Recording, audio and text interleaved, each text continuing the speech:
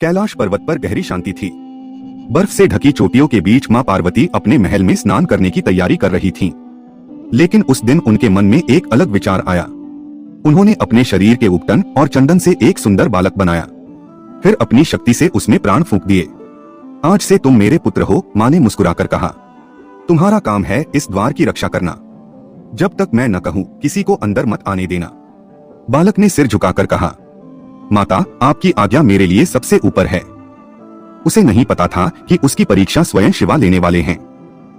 कुछ समय बाद महादेव कैलाश लौटे। उनके साथ नंदी और गण भी थे। जैसे ही वे महल के द्वार पर पहुंचे, बालक ने हाथ फैलाकर रास्ता रोक लिया। रुकिए, उसने दृढ़ आवाज में कहा। माता स्नान कर रही हैं। उनकी अनुमति के बिना कोई अंदर नहीं जा सकता।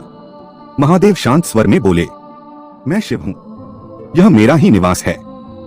लेकिन बालक अपनी जगह से नहीं हटा। मुझे केवल माता की आज्ञा पता है। नंदी क्रोधित हो उठा। तुम जानते भी हो किसे रोक रहे हो? बालक बोला, चाहे कोई भी हो, माता की आज्ञा सबसे पहले है। महादेव ने पहले समझाने की कोशिश की, लेकिन बालक अडिग रहा।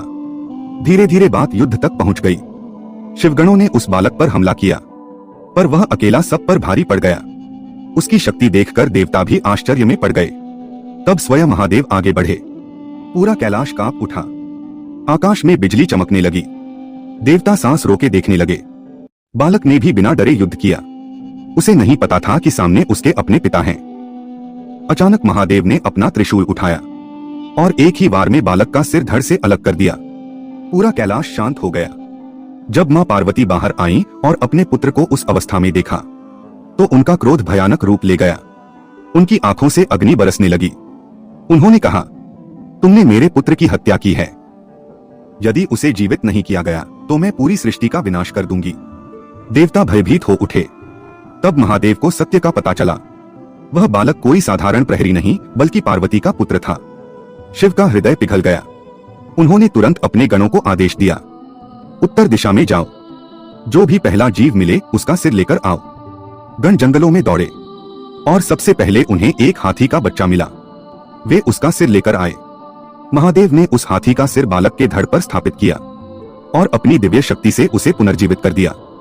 बालक ने जैसे ही आंखें खोली, पूरा कैलाश जय के नारों से गूंज उठा। महादेव ने उसे अपने गले से लगाया और कहा, आज से तुम गणों के स्वामी हो। हर शुभ कार्य से पहले सबसे पहले तुम्हारी पूजा होगी। वही बालक आगे चलकर बने गणेशा। इसीलिए उन्हें विघ्नहर्ता, प्रथम पूज्य और बुद्धि के देवता कहा जाता है। अगर आपको ये शिक्षा अच्छी लगी हो तो मेरे चैनल को लाइक और सब्सक्राइब करना